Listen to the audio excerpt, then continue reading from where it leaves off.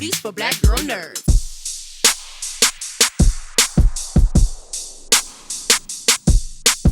Hey Josh, how you doing? How you doing, Ryan? Is it Ryan or Ryanne?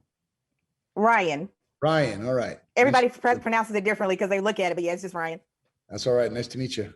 Nice to meet you. Listen, I gotta say, this is a long way away from Las Vegas because you're doing your thing in this. How did it feel? Like, what came to your mind when you had the beard, you got the hair, the red and white? How did that feel? I felt like Moses meets Santa Claus. I did not think about Santa Claus, but that's a good point. I did not think about that. No, but it honestly, it does something to you biologically. I swear to God, when you sit through that hair and makeup and you start seeing the prosthetics and the aged makeup and the beard and the wig and the suit, I literally felt like I was 120 years old and had been, battling for forever. And it brings a weight. There's a weight that comes with that, and as much as uncomfortable as it was sitting in it all day and even putting it on, it was worth it because it put me in a mindset that I think helped me sort of embody this utopian. Yeah, absolutely. And what I'm curious, so I gotta ask, I'm just going down all my superhero questions right now. It's okay. Now, besides Sky Fox, they did have a mask. Why aren't they're not protecting their identity at all? That's the one thing that shocked me. I was like, oh my gosh. And that's one of the things that I think poses some of the biggest problems for them down the road is that, it's easy to hide behind it, then go home and live a normal life. But they're kind of they're like these super celebrities because everybody in the world knows they've been around for 90 years and their kids were born with this. They're born into this sort of, I don't want to call it celebrity, but under the spotlight. Everybody knows who they are, and with that responsibility comes a lot of consequence. The daughter wants nothing to do with it. She sort of reaps some of the benefits of it because she is who she is and has these abilities, but she wants nothing to do with it. The son has this incredible amount of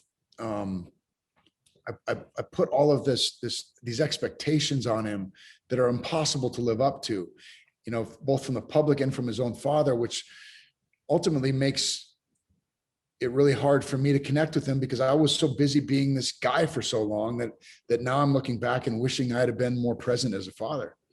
Yeah. And speaking of that too, what I think was amazing, the code.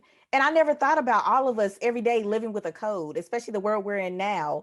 No. What was that like for you to bring by? And what do you think, I guess just as utopian and as Sheldon, what is he trying to get his family to understand? Because I feel like sometimes his message is not always received. Yeah, it's not well received. It's a bit antiquated and a bit rigid.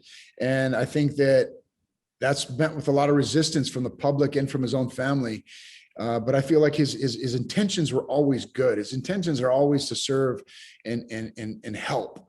But now there's new ideas and there's new ways of seeing things, and he has to learn to sort of change with the times. And absolutely, yeah. And he's learning that. There's a guy who's always sort of his way has always kind of been the way, but now he's having to kind of change it up.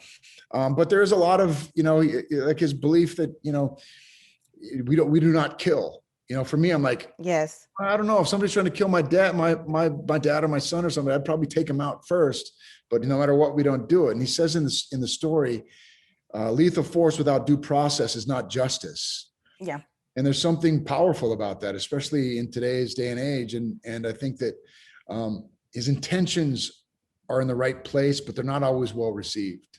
Yeah, absolutely. And it's just I think at the end of this, you're seeing this guy that has so many layers. And I think it's so cool that we don't get to see in superheroes all the time, especially the dad situation here. But so just to wrap up here, I kind of want to ask you, because this was another thing that was in my head, utopian versus Superman. Who do you think is going to win? That always was popping up in my head. Not Santa Claus. It was more a Superman thing for me.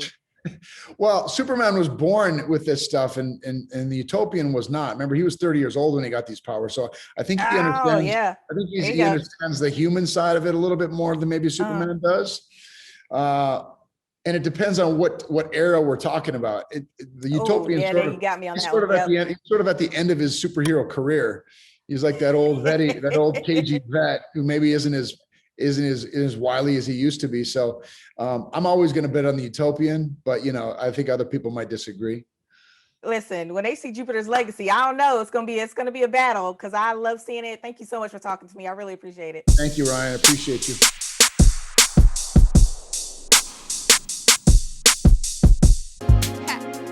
Better shake your booties for black girl nerves.